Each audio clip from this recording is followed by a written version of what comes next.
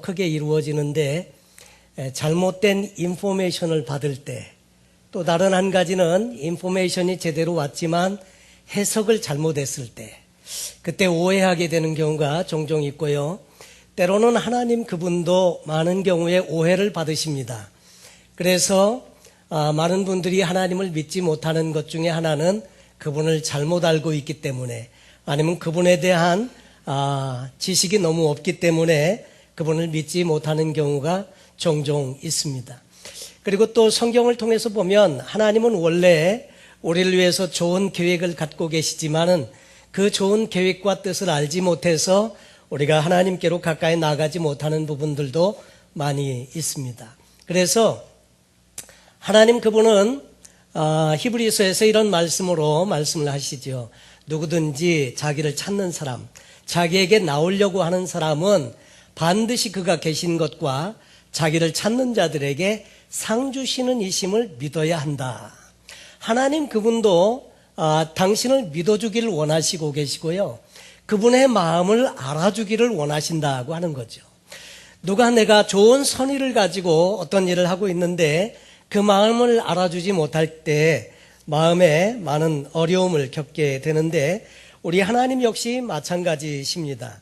오늘 말씀을 통해서도, 오늘 요나서의 이야기를 통해서 요나의 마음 대 우리 하나님의 마음을 같이 비교해 보면서 우리가 같이 또 은혜를 나누는 시간이 되면 좋겠습니다. 요나서 전체를 통해서 추구하는 바는 전 인류에 대한 하나님의 주권의 선포와 더불어서 전 인류를 구원하시길 원하시는 하나님의 마음을 우리에게 소개해 주고 있습니다. 특별히 많은 분들이 이 요나서를 해석할 때 우화적으로 아니면 옛날 이야기처럼 해석을 하는 경향이 많습니다. 그 이유는 뭐냐면 요나가 고래 뱃속에 들어가서 사흘 동안 있었다는 것을 잘 받아들이지 못하기 때문에 이것을 어린아이들의 동화 이야기처럼 그렇게 해석을 하고 우화적으로 이것을 성경을 바라보는 경향이 있습니다. 그런데 오늘 성경을 통해서 보면 요나라고 하는 사람에 대해 살펴볼 때 요나는 실존 인물로 우리에게 소개하고 있습니다.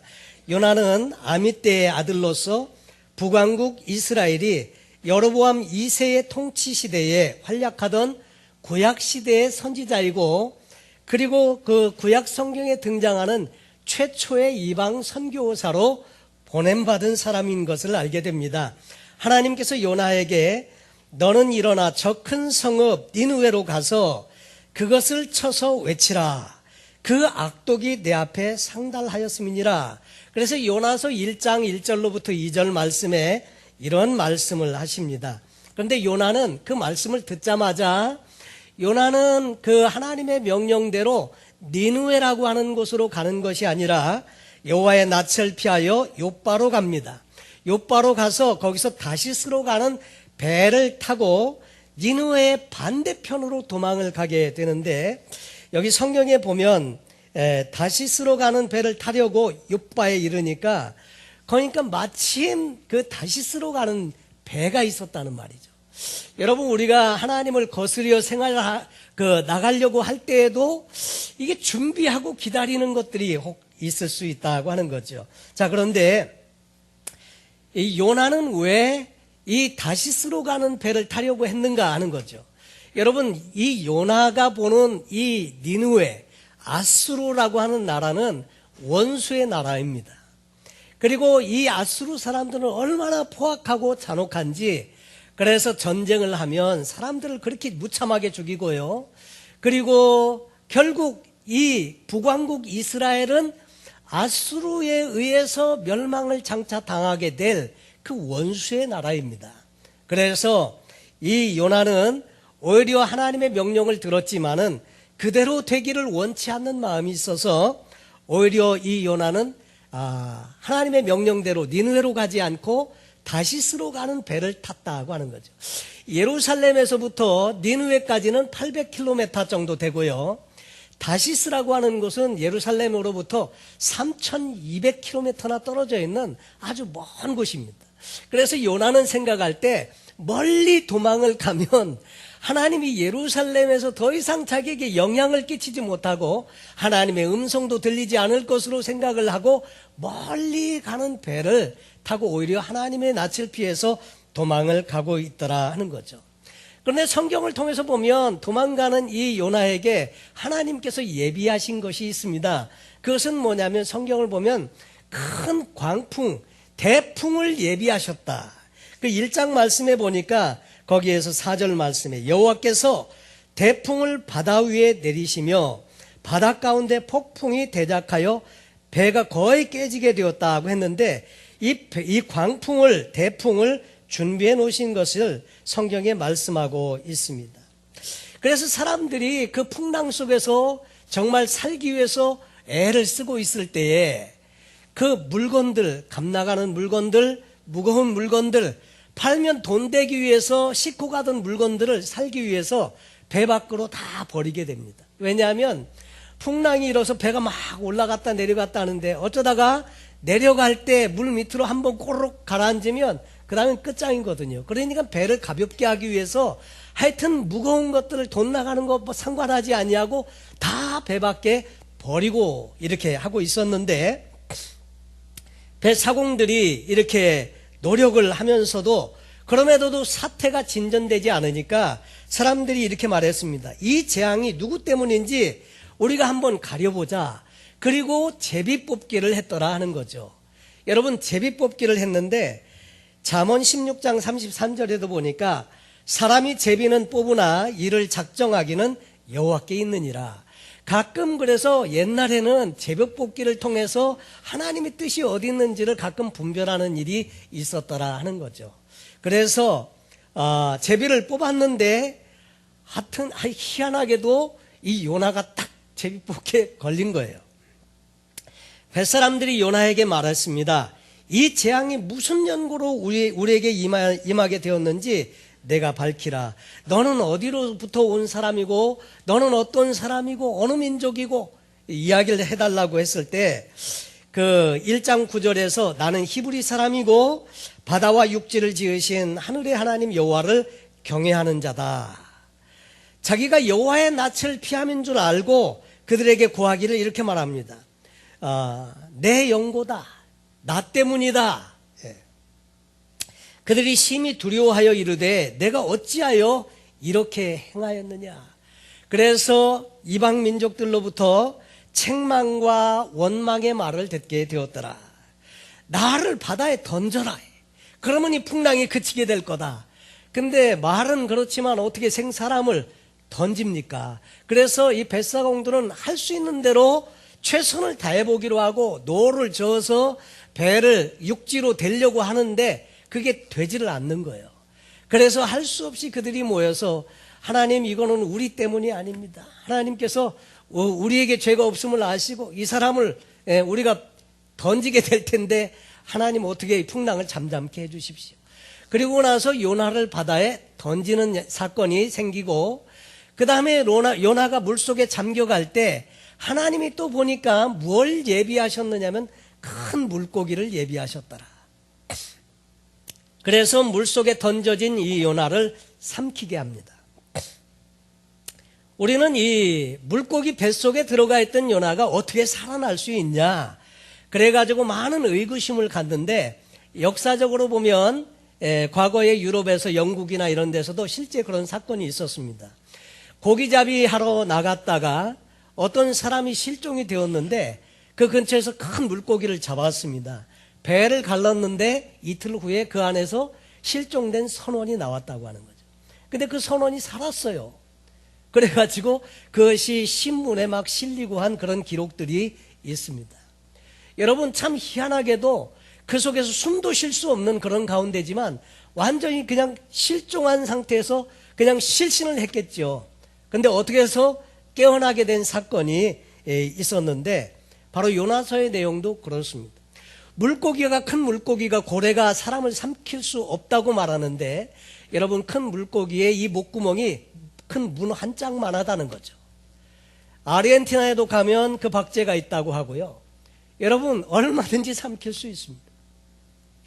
자, 그런데 하나님께서 이 물고기를 예비하셔가지고 2장에 보니까 요나가 물고기 뱃속에서 그 하나님 여호와께 기도하면서 회개하는 장면의 이야기가 나옵니다. 그렇게 하고 그 이후에 이제 토해내도록 하나님께서 명하셨는데 니느웨 가까운 곳에 요나를 토해내게 하셨더라. 그리고 나서 이제 다시 요나는 하나님의 말씀이 두 번째로 요나에게 임할 때 일어나 저 큰 성읍 니느웨로 가서 내가 내게 명한 바를 그들에게 선포하라. 요나는 더 이상 거부할 수가 없었습니다. 그래서 할 수 없이 니느웨라고 하는 곳에 가서 이제 하나님의 말씀을 전하는데 요나가 여호와의 말씀대로 일어나서 니느웨로 가니라. 니느웨는 극히 큰 성읍이므로 3일 길이라. 3일 동안 가야 이 니느웨 성을 통과할 수가 있는데 이 요나는 하룻길을 가면서 하나님의 말씀을 선포했습니다. 요나가 그 성에 들어가며 곧 하룻길을 행하며 외쳐 가로되 40일이 지나면 니느웨가 무너지리라 하였더니 그 말을 듣고 희한하게도 니느웨 성에 살고 있는 많은 사람들이 그 말을 듣고 회개하고 베옷을 입고 죄를 무릅쓰는 일들이 생겨나게 됩니다. 그리고 난 다음에 이 소문이 왕에게까지 전달되고 왕도 그 메시지를 듣고 이제 왕이 금식령을 내립니다. 금식령을 내리는데 지금부터 3일 동안은 음식도 먹지 말고 물도 마시지 말고 그리고 짐승들에게까지 금식을 선포하고 이렇게 갖고 회개하는 그런 시간을 갖도록 명을 하게 되지요. 사실 이 요나는 그 메시지를 전하기는 전하지만 그냥 차라리 안 들었으면 좋겠다 니네들이 그냥 멸망당하기를 원하는 마음이 있기 때문에 그런 마음으로 그렇지만 하나님의 그 말씀이 너무나 준엄하기 때문에 거부할 수 없어서 하룻길을 가면서 선포한 겁니다. 그래서 그 성에 들어가면서 40일이 지나면 니느웨가 무너지리라 하였더니 니느웨 백성이 하나님을 믿고 금식을 선포하고 물은 대소하고 굵은 배를 입은지라. 그 소문이 니느웨 왕에게 들림에 왕이 보좌에서 일어나 조복을 벗고 굵은 배로 옷을 입고 재에 앉으니라. 그리고 조서를 내려서 니느웨 선포해서 가로되 사람이나 짐승이나 소떼나 양떼나 아무것도 입에 대지 말지니 곧 먹지도 말 것이요 물도 마시지 말 것이며 사람이든지 짐승이든지 다 굵은 배를 입을 것이요 힘써 여호와께 부르짖을 것이며 각기 악한 길과 손으로 행한 강포에서 떠날 것이라. 그러면서 이제 회개의 역사를 이루어가는 그들의 이야기를 성경은 소개해주고 있습니다. 결국 이 요나 때문에 죽을 뻔했던 그 뱃사람들도 요나가 던져지고 난 다음에 풍랑이 잠잠해져서 살게 되었고 하나님을 두려워하게 되었고요. 그리고 이 요나가 그 니느웨에 가서 외칠 때 그 사람들도 하나님께서 그 마음에 두려워하는 마음을 갖게 해주셨다고 하는 거죠. 그런데 왜 이 니느웨에 가서 이 말을 전하라고 했을까? 이 니느웨의 죄악상에 대해서 성경에 보면 증명하고 있는 것들이 여러 곳에 나오고 있습니다. 원래 이 니느웨라고 하는 곳은요, 아수르라고 하는 나라의 가장 큰 도시였는데 창세기 10장에 보면 처음 연걸 니므롯이 건설한 성읍들 중에 하나로 나옵니다. 그리고 메소포타미아에서 가장 오래된 규모가 가장 큰 도시이고요. 둘레가 96km입니다. 성의 둘레가. 그리고 티그리스강 동편에 있었고 아수르 전성 시기의 수도이기도 했습니다. BC 760년경에 요나가 니느웨를 방문했다는 기록이 아수르 역사에도 기록되어져 있습니다. 그리고 그 당시 아수르 왕은 아수르단 3세로 알려져 있고 그 당시 그 니느웨에 살고 있는 사람들의 숫자는 남녀노유 다 합쳐가지고 약 60만 명 이상으로 이렇게 추산을 하고 있습니다. 그래서 요나서 1장 2절에 말하는 대로 그 니느웨의 악독이 내게 상달되었으므로 요나에게 가서 그것을 쳐서 외치라 선포를 하게 되었는데 그 죄악상은 크게 세 가지로 나옵니다. 첫째가 윤리적인 죄, 그리고 성적으로 타락하고 방탕한 그런 쾌락을 추구하는 그런 문화 속에서 타락하고 범죄하고 죄된 모습을 보이게 되었고, 그 다음에 두 번째로는 사회 계층 간의 강포의 죄가 있어서 많이 가진 사람이 억압하고 못 가진 사람들을 압제하고 이런 이 일들이 많았고, 세 번째가 우상숭배의 죄로 만연되어져 있었다고 하는 것이죠. 그래서 당시에 하나님은 여러 가지로 이 니느웨에 아수르에 사인들을 보내게 됩니다. 그래서 일식을 통해서 두려움과 공포를 전했던 때도 있고, 또 BC 765년에는 큰 전염병이 전국적으로 휩쓸어 가지고 무수한 사람들이 죽기도 했습니다. 그리고 많은 그 경고를 했지만은 그럼에도 불구하고 그들은 도무지 회개할 줄을 모르는 채 계속해서 같은 죄악을 일삼았기 때문에 마지막에는 결국 대심판을 경고하는 메시지를 이 요나를 통해서 선포하도록 했다고 하는 거죠. 자, 그래서 이 회개의 메시지를, 하나님의 심판의 메시지를 이 요나가 전하게 됩니다. 그런데 이 말씀을 제가 이렇게 함께 읽고 묵상하면서 이 니느웨는 마치 요즘 현대화 방불한 그런 이 도시가 아니었나, 이런 생각을 하게 됩니다. 우리가 사는 이 세상은 어떨까요? 역시 비슷합니다. 여전히 많은 강포가 있고요. 그리고 질서와 정의가 있는 것 같아도 그렇지 못한 삶을 사는 것이 얼마든지 많이 있고요. 그리고 죄에 대해서 사람들은 요즘 개념 없이 그저 자기의 소유에 옳은 대로 살아가고 있는 그런 시대에 우리가 살고 있더라. 그리고 많은 사람들을 통해서 요즘은 하나님의 심판의 메시지가 자주자주 등장을 하는데도 불구하고 우리는 마음이 많이 무뎌져 있습니다. 설마 그런 일이. 여러분, 그런데 예사롭지 않은 시대에 우리가 살고 있다고 하는 것만큼은 분명합니다. 그래서 계속 경고의 메시지가 오기도 하고요. 그런 속에 우리가 살고 있는데, 나움 선지자를 통해서 또 예언의 말씀도 있습니다. 화 있을진저 비성이여, 그 속에서는 괴울과 강포가 가득하며 늑탈이 떠나지 아니하는도다. 그러면서 그 강포와 죄악상에 대한 쭉 나열이 있고, 결국 하나님의 심판에 대해서 예고하는 부분이 있습니다. 그때 너를 보는 자가 다 내게서 도망하여 이르기를 니느웨가 황무하였도다. 누가 위하여 애곡하며 내가 어디서 너를 위로할 자를 구하리요 하리라 하시도다. 여러분, 니느웨의 그 죄악상을 보시고 하나님께서 요나를 보내서 회개의 메시지를 전하게 하셨다고 하는 거죠. 그리고 이 요나가 니느웨의 구원을 원치 않았던 이유와 그런 것들에 대해서 저와 여러분이 함께 읽은 4장의 말씀을 통해서 우리에게 가르쳐 주고 있습니다. 요나는 그 3장 마지막에 하나님의 그들의 행한 것, 곧 그 악한 길에서 돌이켜 떠난 것을 감찰하시고 뜻을 돌이키사 그들에게 내리리라 말씀하신 재앙을 내리지 아니하시니라. 결국 회개하고 그들이 죄에서 돌아섰을 때 하나님께서 마음을 바꾸시고 그들을 심판하려고 하는 것을 보류하시게 되었더라 하는 거죠.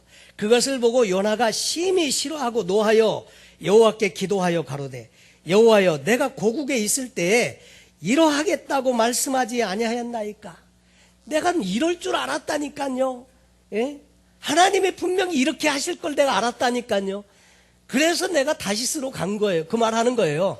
그러면서 그러므로 내가 빨리 다시스로 도망하였사오니 주께서는 은혜로우시며 자비로우시며 노하기를 더디하시며 인애가 크시사 뜻을 돌이켜 재앙을 내리지 아니하시는 하나님이신 줄을 내가 알았음이니이다. 내가 하나님 이분이 그런 분인 줄 알고 이럴까봐 그래서 나는 다시스로 간 건데요. 그러면서 지금 이 요나가 하나님 앞에 항변하고 있는 것입니다. 사실 기도하여 가로되 그랬지만 항변하여 가로되 그런 말이죠. 그러면서 요나가 하는 말이 여호와여, 원컨대 이제 내 생명을 취하소서. 사는 것보다 죽는 것이 내게 나음이니이다. 아주 그냥 막 이 속이 그냥 이렇게 불편해가지고요. 차라리 죽여주세요. 막 그러면서 악을 박박 쓰면서 대들고 있는 그런 반항하는 자식과 같은 그런 모습을 지금 요나가 하나님 앞에 보이고 있습니다. 하나님은 그래서 이 요나에게 이렇게 말합니다.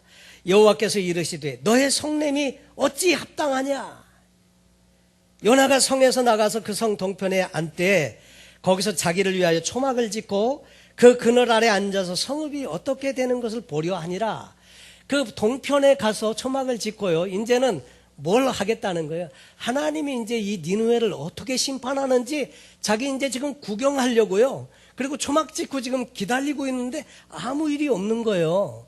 아니 뭔가 막 일이 벌어져서 구약 소돔과 고모라와 같이 막 그냥 불덩이가 떨어지든지 지진이 막 갈라지든지 뭐가 일어날 것 같은데 그래서 그거 구경하려고 지금 앉아서 기다리는데 아무 일이 없거든요.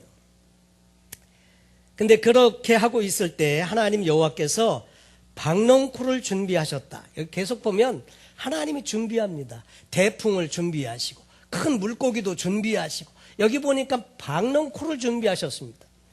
그 박농쿨로 준비하셔서 요나 위에 가리게 하셨으니 이는 그 머리를 위하여 그늘이 지게 하며 그 괴로움을 명쾌하려 하심이었더라. 요나가 박농쿨을 인하여 심히 기뻐하니. 여러분 뜨거운 떼약볕 밑에 그늘을 만들어주는 이 박농쿨, 이게 어쩌면 이렇게 그렇게 귀해 보여요? 그렇게 아무것도 아닌 박농쿨인데 그늘을 만들어준다는 거죠. 여러분 사실 팔레스타인은요 그 나가 있으면 1시간도 견디기 어렵습니다. 근데 그 떼약볕 밑에 나가가지고 이제나 저제나 심판하는 모습을 좀 구경하려고 보고 있는데 아무 일이 없는데 거기서 앉아서 기다리는 게 얼마나 고역인지. 그런데 박농쿨이 쫙 자라가지고 그늘을 쫙 만들어주니까 얼마나 시원하고 좋은지. 그런데 그 다음 구절에 7절에 보니까 하나님이 또 준비하신 게 또 하나 있습니다. 하나님이 벌레를 준비하사. 여러분 박농쿨도 준비하시지만 벌레도 준비하세요. 그래가지고 이튿날 새벽에 그 박농쿨을 씹게 하심에 곧 시드니라. 그래가지고 해가 다시 떴습니다. 해가 다시 떴는데 해가 뜰 때 하나님의 뜨거운 동풍을 준비하셨고, 여러분 벌레도 준비하셨고, 또 여기 보니까 뜨거운 동풍, 여러분 인디안 섬모 아시지요? 나와 있으면 막 후끈한 바람이 쫙 불어오는데 하나님이 또 뜨거운 동풍까지 준비하셨습니다. 그래서 동풍을 준비하셨고, 또 해는 요나의 머리 위에 쬐매 요나가 혼곤하여, 여러분 해가 머리 위에서 내리쬐는데 혼곤했다는 말은 지금 정신이 비몽사몽간에 오락가락하고 있다 그 말입니다. 일사병에 걸려서 죽을 지경입니다. 그런 때에 이 요나가 스스로 죽기를 구하여 가로되 사는 것보다 죽는 것이 내게 나으니니라. 하나님 앞에 차라리 죽여주세요. 죽여주셔요. 막 항변하는 겁니다. 차라리 사는 것보다 죽는 게 낫겠습니다. 그리고 막 화를요, 하나님께 막 심기를, 불편한 심기를 드러내면서, 성경에는 써있지 않지만 분명히 주먹을 불끈 쥐고 하늘을 향해서 막 삿대질을 해가면서 차라리 죽여주세요, 죽여주세요, 막 이렇게 했을 거라는 거죠. 하나님이 요나에게 다 이르십니다. 요나에게 이르시되 내가 이 박농쿨로 인하여 성냄이 어찌 합당하냐. 박농쿨 때문에 나한테 왜 이렇게 화를 내냐 이렇게 말할 때 요나가 또 뭐라고 말하느냐, 내가 성내어 죽기까지 할지라도 합당합니다. 아이 보면 어린 정말 철부지가 하나님 앞에 그냥 부모에게 막 그냥 떼를 쓰고 어거지를 부리듯이 요나가 지금 그렇게 하고 있다는 거죠. 내가 성내어 죽기까지 할지라도 내가 합당합니다. 그리고 막 대들고 있는 요나의 모습입니다. 그때 하나님께서 말씀하시기를, 여호와께서 가라사대 내가 수고도 아니하였고 배양 키우지도 아니하였는데 하룻밤에 났다가 하룻밤에 망한 이 박농쿨을 내가 아꼈거든. 심지도 않았고요, 키우지도 않았습니다. 근데 이 박농쿨을 네가 그렇게 소중하게 생각을 했거늘. 그 다음에 나오는 말이 하물며라는 말입니다. 여러분 같이 한번 따라해 보실까요? 하물며. 예, 하물며. 성경에도 보면 하물며라는 말이 가끔 등장을 하는데, 이 하물며라는 말이 나오면 저는 희한하게 은혜를 받습니다. 왜냐하면 성경의 기도에 대해서 말씀을 하시면서 이렇게 말씀하세요. 악한 자라도 자식에게 좋은 것을 줄 줄 알거든 여러분, 그 떡을 달라 하는데 누가 돌을 주며 생선을 달라 하는데 뱀을 줄 그 부모가 누가 있겠느냐. 악한 자라도 자식에게 좋은 것을 줄 알거든 하물며 너희 천부께서 구하는 자에게 좋은 것으로 주시지 않겠느냐. 그럴 때마다 등장하는 단어가 하물며입니다. 하물며. 여러분, 오늘 성경에서도 너는 박농꾼 하나도 귀하게 여겼지 않냐? 그런데 하물며 그러면서 하나님 하시는 말씀이 이 큰 성읍 니느웨에는 좌우를 분변치 못하는 자가 12만여 명이요. 좌우를 분변치 못한다는 말. 누가 좌우를 분변치 못합니까? 여러분, 왼쪽 오른쪽 군대 가면 꼭 이상한 사람이 있어요. 그 제식 훈련할 때 좌양 좌 그러면 다 이렇게 도는데 이 사람만 이쪽으로 도는 그 희한한 사람이 가끔 있어요. 그래갖고 그 사람 때문에 고생 많이 하고 그런 경험 다 있거든요. 그런데 좌우를 구분을 못하는 거 누가 구분 못합니까? 다 하는데 애들은 몰라요. 애들은 좌양좌가 뭔지 우양우가 뭔지 아이들은 잘 모릅니다. 좌우를 분변치 못하는 사람만 12만 명이 넘는다 그 말입니다. 그러니까 니느웨 성에 살고 있는 사람이 적어도 60만 이상이 살고 있다는 말이 맞습니다. 자, 이렇게 60만 이상이 사는 사람들인데 좌우를 분변치 못하는 자가 12만여 명인데 또 그리고 육축도 많이 있다. 육축도 많이 있나니 내가 아끼는 것이 어찌 합당치 아니하냐. 너는 박넝쿨 하나 그거 귀하게 여기고 그것 때문에 내게 차라리 죽여달라고 이렇게 떼를 쓰고 그렇게 하는데 이 성의 그 많은 사람들을 내가 아끼는 것이 합당치 아니하냐. 요나의 마음하고 하나님의 마음은 상당히 많이 차이가 있습니다. 여러분, 우리도 하나님의 복음을 전한다고 할 때 우리가 이 하나님의 마음을 잘 알지 못하면 우리도 요나의 심기와 같은 마음을 갖기가 쉽상이다 하는 거죠. 나만 압니다. 내 나라만 알고 나만 압니다. 그런데 성경을 자세히 연구해 보면요, 우리가 그렇게 그 중동의 사람들 요즘 막 크리스찬을 잡아 죽이고 너 코란을 믿을래 안 믿을래? 그 안 믿는다 그러면 그냥 그 자리에서 죽여버리고, 믿는다 그러면 개종하면 살려주고, 이런 사람도 결국 따지고 보면요 다 아담과 하와의 후손이고요, 요나의 그 가족의 후손이라는 거. 하나님이 보는 관점과 우리가 보는 관점이 다르더라 하는 거죠. 하나님의 마음은 모든 사람이 멸망에 처하기를 원치 아니하고 구원받고 하나님의 그 영원한 천국에 가기를 원하신다는 것. 이것을 하나님의 마음으로 요나서를 통해서 우리에게 소개해 주고 있는 것입니다. 사랑하는 성도 여러분, 우리가 복음을 전하고 또 전도하고 영혼들을 살리고자 할 때 하나님이 무엇을 원하시는지, 하나님의 소원이 뭔지, 그 하나님의 소원을 알고 그 하나님의 소원을 이루어 드리자고 하는 것이 바로 전도이고 선교더라 하는 거죠. 여러분, 그래서 이 요나의 마음 물론 이해하고 다 알지만 그러나 하나님 편에서 보시는 또 다른 관점에 그런 그 영혼들을 구원하고자 하는 하나님의 마음 또한 우리가 이해하고 아는 것이 필요하다 하는 거죠. 이 자리에 와 계신 우리 성도님들 중에 혹시라도 나는 아직 구원받지 못한, 하나님과 상관없는, 기도할 때 우리는 하나님 우리 아버지 이렇게 기도해야 하는데 그게 잘 안 돼서 고민이신 분들은 여러분 꼭 기간 동안에 하나님과의 관계를 다시 한번 정리해 보시고 꼭 예수 그리스도를 구주로 영접하시고 하나님의 자녀가 꼭 되시면 좋겠습니다. 그리고 이미 하나님의 자녀가 되신 분들은 이 하나님의 심정, 이 하나님의 마음을 아시고 우리가 정말 세상을 위해서 중보하고 기도하면서 하나님의 선하신 뜻이 이 땅 위에 이루어질 수 있기를 위해서 우리도 함께 기도하고 동참하는 일이 필요하지 않나, 이런 생각을 해보게 됩니다. 사랑하는 성도 여러분, 세상은 지금 어떻게 가고 있는지, 이 시대 정신을 가지고 세상을 바라보면서 이런 시대에 우리가 살고 있는데 우리는 어떠한 삶을 살아야 할지 여러분 꼭 생각하시면서 아무 생각 없이 살지 마시고요, 정말 하나님의 뜻을 헤아리면서 오늘 우리의 삶은 어떠한 삶이어야 하는지 생각하면서 사시면 좋겠습니다. 사도행전 20장 24절에 사도 바울은 이렇게 말하고 있습니다. 나의 달려갈 길과 주 예수께 받은 사명 곧 하나님의 은혜의 복음을 증거하는 일을 마치려 하면은 나의 생명을 조금도 귀한 것으로 여기지 아니한다. 그것이 그만큼 가치가 있는 일이고요, 귀한 일인 것을 인정하게 될 때 우리도 그렇게 될 줄로 믿습니다. 여러분, 성경에 보면 요나는 이 선교적인 사명을 결국 실천했을 때 니느웨도 살렸고 자기도 살 수 있었습니다. 성경에 보면 하나님 아버지의 심정이 자주 등장됩니다.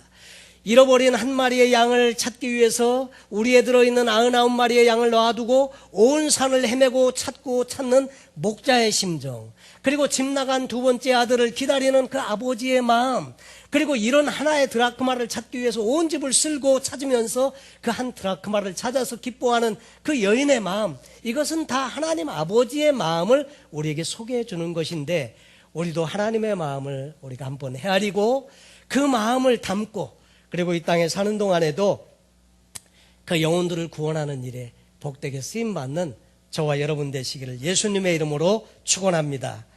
기도하겠습니다.